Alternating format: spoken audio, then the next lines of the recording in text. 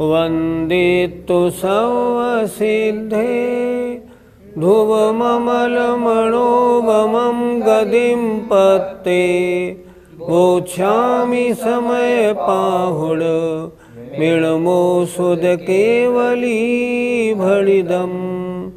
पंच परमेष्ठी भगवान की जय। किसी ने ज्ञानी से पूछा, ये कर्म का फल तुम्हारी आत्मा में हुआ, ये तुम्हारा क्यों नहीं है? तो आचार्य ने गाथा नंबर 208 लिखी। देखें गाथा नंबर 208। कह एस तुझ्यण हवदी विविहो कम्मोदय फल विवागो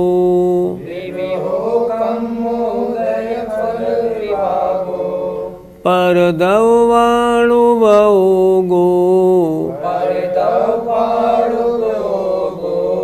णहु देहो हवदि अर्णाणि। बोलिए, कह एस तुझ्यण हवदि विविहो कम्मोदय फल विवागो परदवाणुवोगो णहु देहो हवदि अर्णाणि। कह एस तुझ्यण हवदि विविहो कम्मोदय फल विवागो परदवाणुवोगो णहु देहो हवदि अर्णाणि। कह माने क्यों या कैसे, एस माने यह, तुझ माने तेरा, न हवदि नहीं है।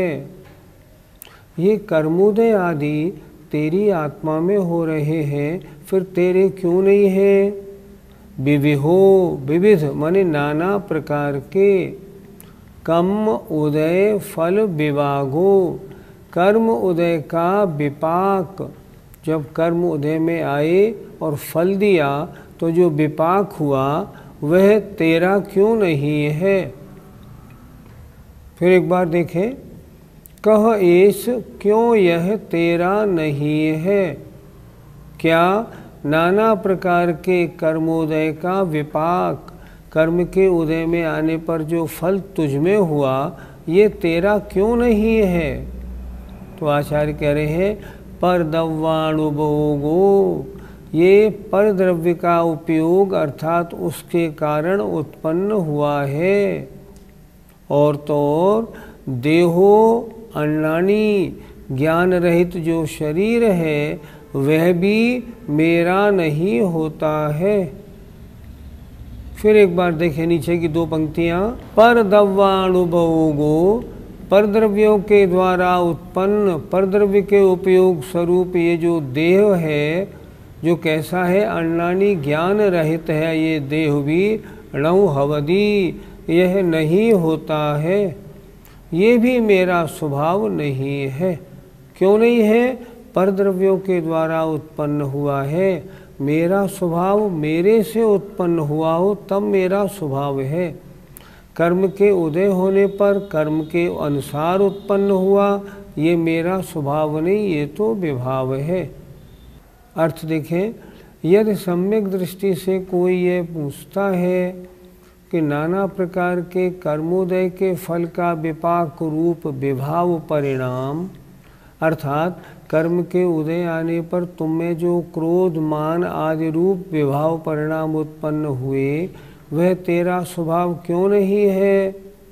तो वह कहता है सम्यक दृष्टि कि कर्म स्वयं परद्रव्य है, जिनके द्वारा उत्पन्न हुए क्रोधादिक भाव औपाधिक हैं। औपाधिक माने अन्य के कारण होने वाले। मेरे स्वभाव वे कैसे हो सकते हैं? नहीं हो सकते। देह तो स्पष्ट ही जड़ स्वरूप है, पौद्गलिक है, मुझसे भिन्न है, वह तो मेरा स्वभाव कभी हो ही नहीं सकता। पंडित जी, क्या क्रोधादि अपने कर्म के फल नहीं है? अपने कर्म के फल तो है ही।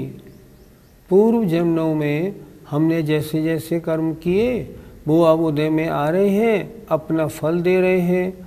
और जब फल दे रहे हैं तो जैसा उनका स्वभाव है वैसा मेरे स्वभाव में उनका परिणमन हो रहा है तो मेरे कर्मों के फल। लेकिन यहाँ प्रश्न ये है, ये स्वभाव है या विभाव? ये तो विभाव है। क्यों? क्योंकि कर्म के उदय के कारण हुए हैं। अन्य द्रव्य के कारण जो भी भाव होते हैं उन्हें कहते हैं विभाव। और जो अपनी आत्मा में स्वयं का परिणमन है, स्वयं के भाव है, बिना किसी अन्य के कारण होने वाले, ये होते हैं स्वभाव। हम पूछते हैं, क्या आत्मा में कर्म के उदय के बिना क्या क्रोध रूप परिणाम हो सकते हैं? कभी नहीं हो सकते। क्यों? अगर वे आत्मा के स्वभाव हैं तो कर्म का उदय नहीं हो तो भी होने चाहिए। अगर ऐसा मानेंगे तब तो ये क्रोधादि परिणाम सिद्धों में भी होंगे, क्योंकि स्वभाव है और स्वभाव कभी नष्ट होता नहीं, इसलिए सिद्धों में होने चाहिए, पर सिद्धों में होते नहीं। इससे ये स्पष्ट हुआ ये स्वभाव नहीं है। तो फिर ये क्या है? ये तो विभाव है। विभाव क्यों है? अन्य के कारण उत्पन्न हुए हैं। अन्य है तो ये है, अन्य नहीं है तो ये नहीं है। इसलिए ये मेरे स्वभाव नहीं। मेरे स्वभाव होते तो ये त्रिकाल मुझ में होने चाहिए थे और जो आत्माएं शुद्ध हो गई हैं उनमें भी पाए जाते, पर ऐसा नहीं होता। इसलिए क्रोधादि मेरे स्वभाव नहीं, मैं विभाव रूप परिणमन क्यों करूं? कर्म का उदय आए तो भी मैं अपने स्वभाव में रहने की पूरी कोशिश करूं। अगर शुद्धोपयोगी मुनि अवस्था नहीं है, गृहस्थ अवस्था है, तो क्या करूं? समता परिणाम से रहूं। क्यों? ये क्रोधादि मेरे स्वभाव नहीं, विभाव है, मुझे दुख देने वाले हैं, कर्म बंद कराने वाले हैं। अतः मुझे इन रूप परिणमन नहीं करना। और जब मैं परिणमन नहीं करूंगा तो नवीन कर्म बंद नहीं होगा, आत्मा ज्ञानी कहलाएगा। पंडित जी, जब शरीर अपना है तो ज्ञानी क्यों नहीं मानता? शरीर मेरा है, माना व्यवहारने से है। अच्छा, ये शरीर किस कारण से उत्पन्न हुआ? ये नाम कर्म के कारण उत्पन्न हुआ। जैसे मैंने कर्म बांधे थे उनके फल से ही तो उत्पन्न हुआ। क्या यह हमेशा रहेगा? नहीं रहेगा। फिर मेरा स्वभाव क्यों? शरीर मेरा नहीं। शरीर के बारे में ज्ञानी का चिंतन होता है, मैंने जैसे पूर्व जन्मों में कर्म बांधे हैं तदनुसार नाम कर्म ने ये शरीर मुझे दिया है। और जितना मेरा आयु कर्म है उस समय से एक समय ज़्यादा भी रहने वाला नहीं है। क्यों? ये मेरा स्वभाव नहीं। अगर स्वभाव होता तो ये हमेशा मेरे साथ रहता, फिर तो ये शरीर सिद्धों के साथ ऊपर भी जाता। पर मेरा स्वभाव नहीं, इसलिए मुझ में होते हुए भी ये मेरे विभाव हैं। मैं इनको स्वभाव कैसे मानूं? और जब मेरे स्वभाव नहीं है फिर मैं इनको अपना मानकर इनमें अपनी अपनायत बुद्धि कैसे बनाऊं? कर्म के उदय से हुए हैं। और वैसे भी देखा जाए तो कार्बन वर्गणा से तो नहीं, नोकर्म वर्गणाओं से बने हैं। तो नोकर्म वर्गणा पुद्गल है, पुद्गल के पिंड को मैं अपना स्वभाव कैसे मानूं? मैं नहीं मान सकता। इसलिए ज्ञानी शरीर को जो अजीब है उसको अपना स्वभाव कभी नहीं मानता। पंडित जी, शरीर आदि को अपना मानने से क्या नुकसान होगा? शरीर आदि को अगर अपना मानेंगे तो तत्संबंधी राग द्वेष होगा, उसमें ममत्व परिणाम होंगे और वह ममत्व परिणाम कर्म बंध का कारण होगा। जब ये मेरे है ही नहीं तो मैंने अपना मानूं कैसे? ज्ञानी जीव की परिणति तो और प्रकार की होती है। वो इनको नोकर्म वर्गणा से बना हुआ पिंड जानकर अपने से भिन्न मानता हुआ कभी भी इसमें कभी भी ममत्व भाव नहीं करता। उसकी धारणा कैसी रहती है?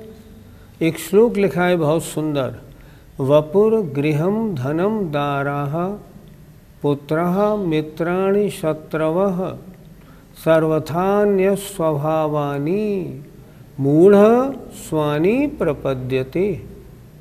वपुः शरीर, गृहम माने मकान, धन और दारा माने स्त्री, पुत्रः और मित्राणि, शत्रवः मित्र हो या शत्रु हो, ये सर्वथा अन्य स्वभाव वाले हैं।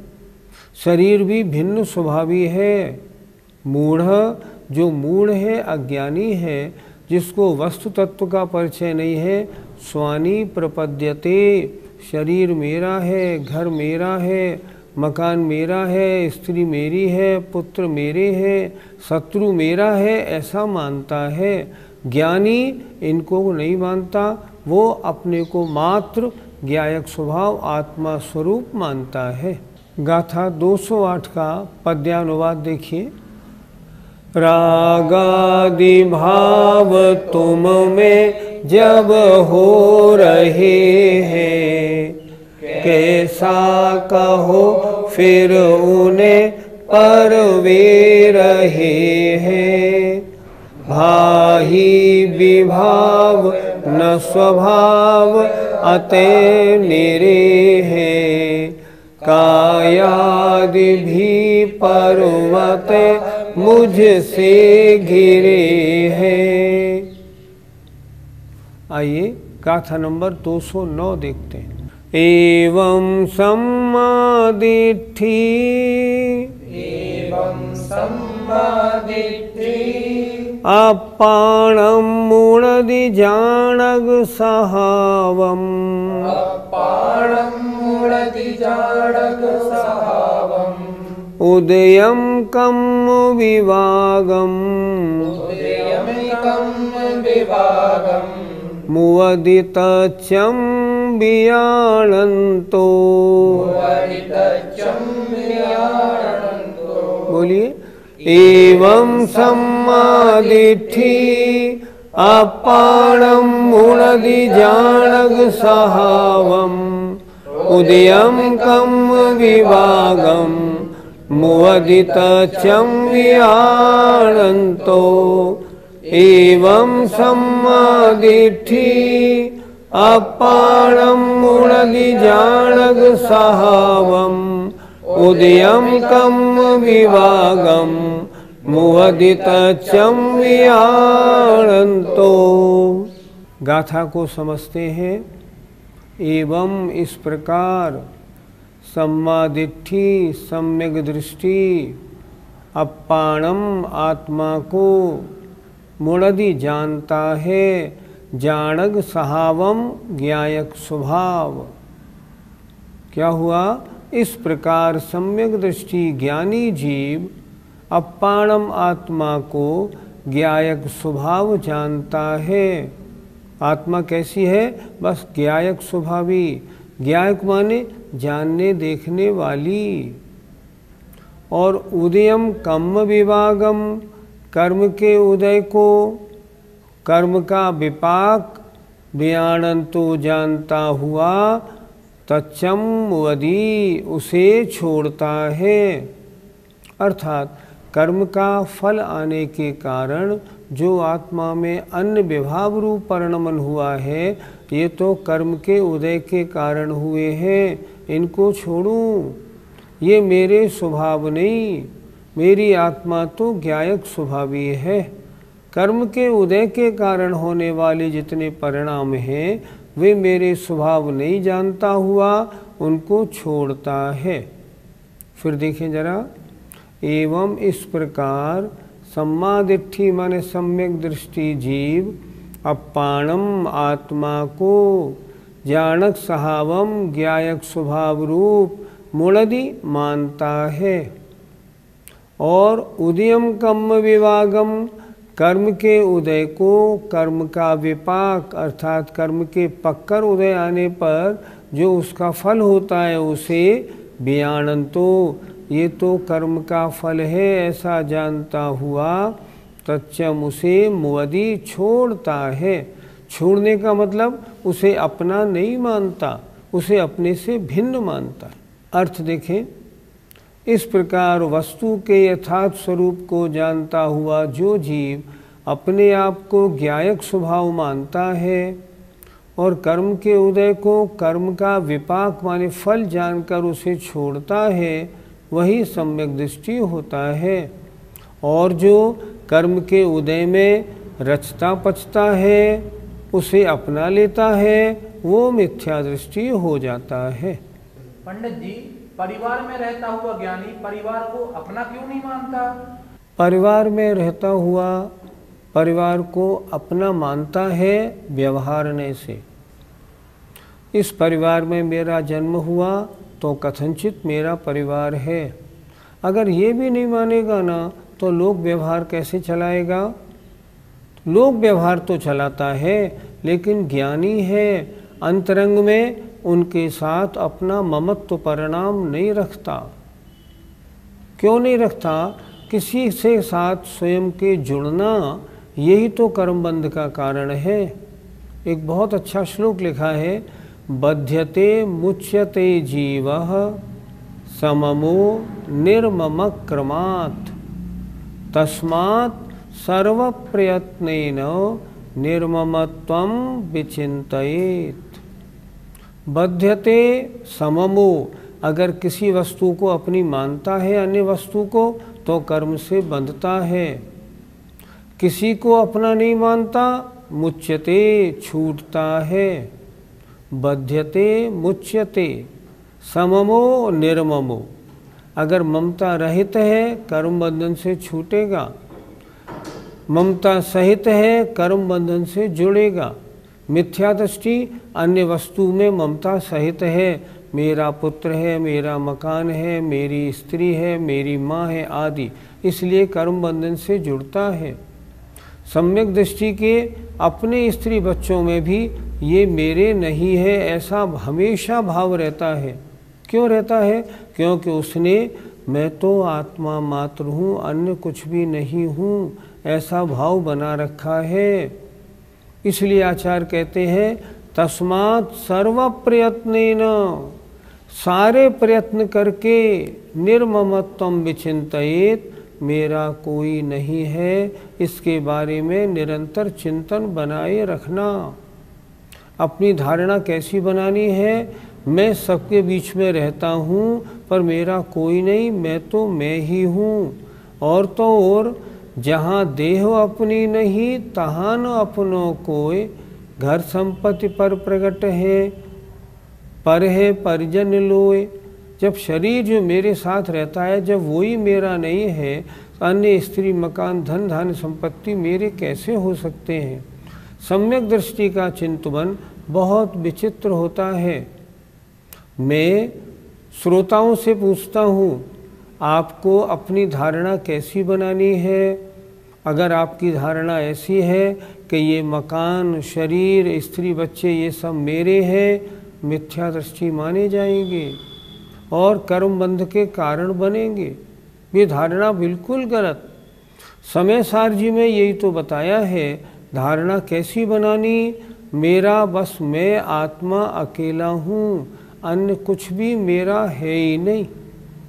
व्यवहार में मैं अपना बोलता जरूर हूँ, पर मेरी धारणा बिल्कुल मजबूत है, मेरा कोई नहीं, ये सब मुझसे भिन्न है।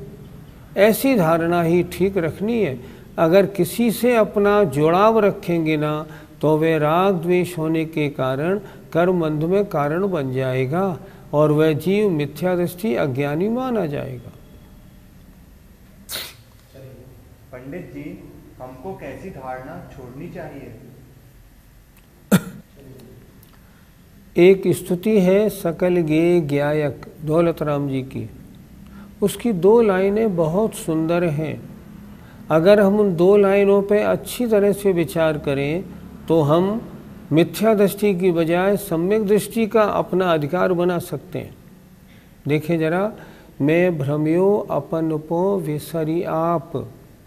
हे भगवान, मैं अनादिकाल से जो भ्रमण कर रहा हूँ वो अपने स्वरूप को मैंने स्वयं ही नहीं पहचाना, उसे भूल गया, इसलिए मेरा भ्रमण हो रहा है।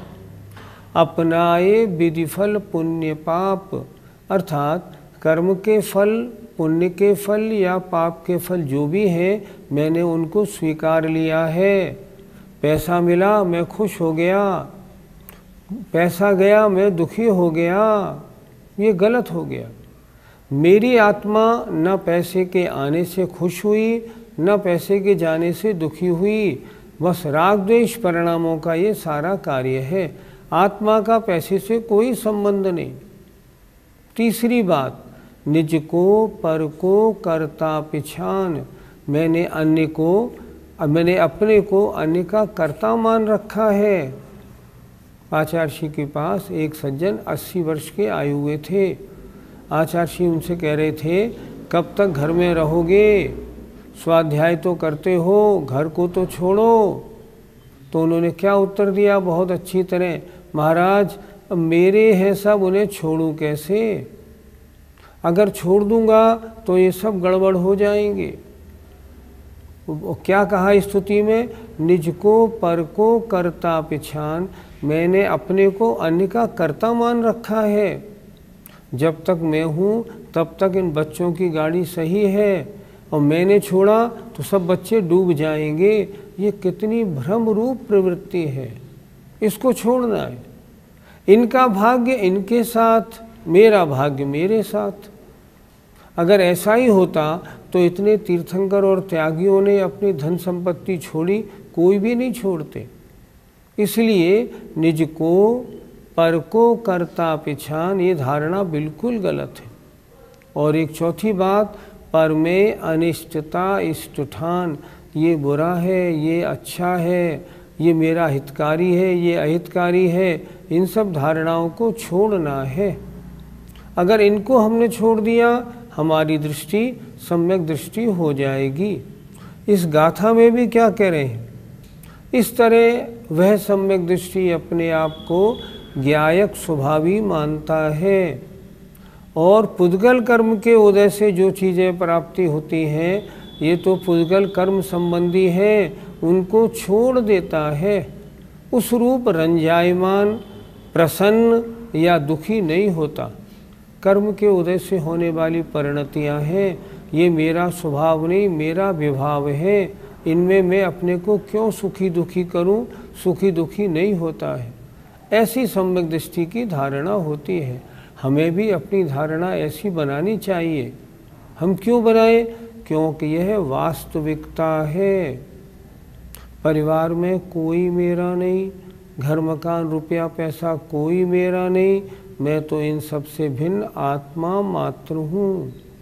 अगर ऐसा चिंतन करेंगे तो समय सार पढ़ने का लाभ मिलेगा, नहीं तो कुछ भी नहीं होगा। गाथा 209 का पद्यानुवाद देखिए। होता वही श्रमण है समदृष्टि वाला, पीता सदा परम पावन बोध प्याला, है डूबता बहुत भीतर चेतना में, देता न दृष्टि उदयागत वेदना। नीचे की दो पंक्ति कितनी अच्छी लिखी है।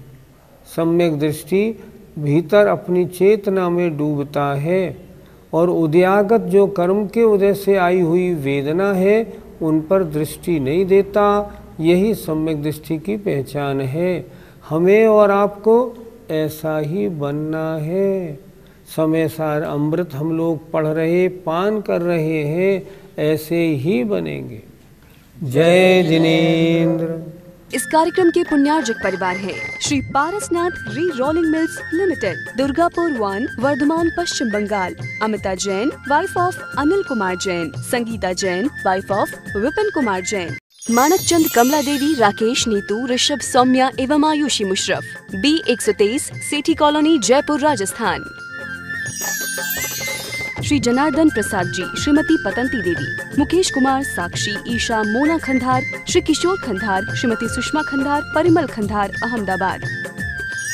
शुल्लक 105 श्री ज्ञान सागर जी महाराज की पुण्य स्मृति में श्रीमती शांति देवी छाबड़ा, पटना, बिहार। ईसरी पारसनाथ एवं उनके पुत्र पुत्रवधू श्री अशोक उमा, पटना। श्री विनोद बबीता, गुवाहाटी। श्री सुनील शालू, पटना। ब्रह्मचारी संजय भैया, ईसरी। श्री अभय मेघना, चंडीगढ़। श्री आलोक मेघना, वडोदरा।